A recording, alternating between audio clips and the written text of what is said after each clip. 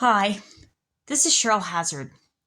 So, inevitably, when you're growing up, you're bound to hear a parent say, back in my day, or when I was growing up, you're going to hear that sentence somewhere. And my dad, it was back in my day when I was in high school. My economics teacher started talking about guns or butter. And some years later, along comes me, and I'm in high school. And the first thing that my teacher starts talking about is guns or butter.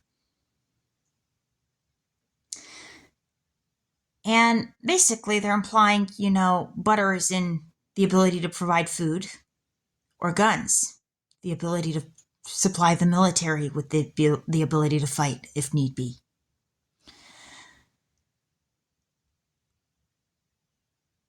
And I knew Kevin O'Reilly. His dad was in the Army. Ken O'Reilly was a 9/11 victim.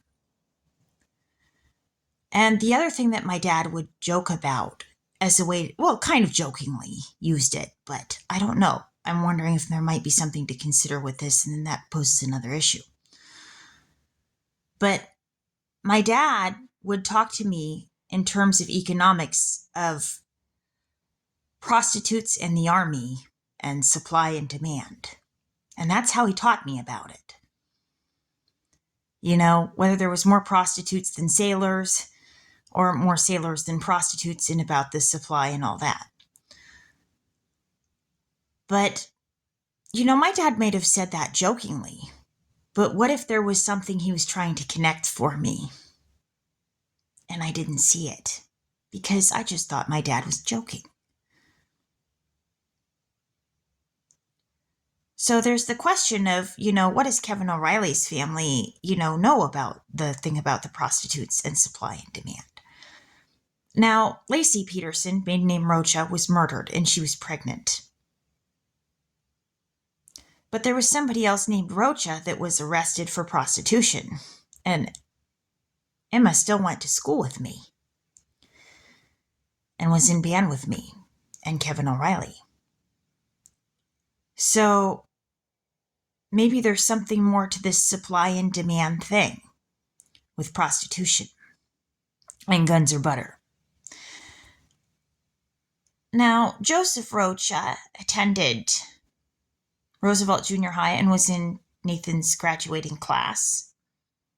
And so did two people named Contreras. Michelle Brink is friends with Ed Brock. Ed Brock was in the Army.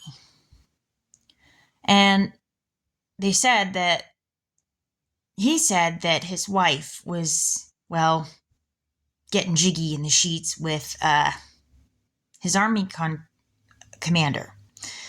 And his wife is Terry Contreras. Two people from Roosevelt that were in Nathan's graduating class had the last name Contreras. So the Contreras family and Ed Brock and his wife may know something about guns or butter and supply and demand with prostitution. Anyway, that's just a thought that I had.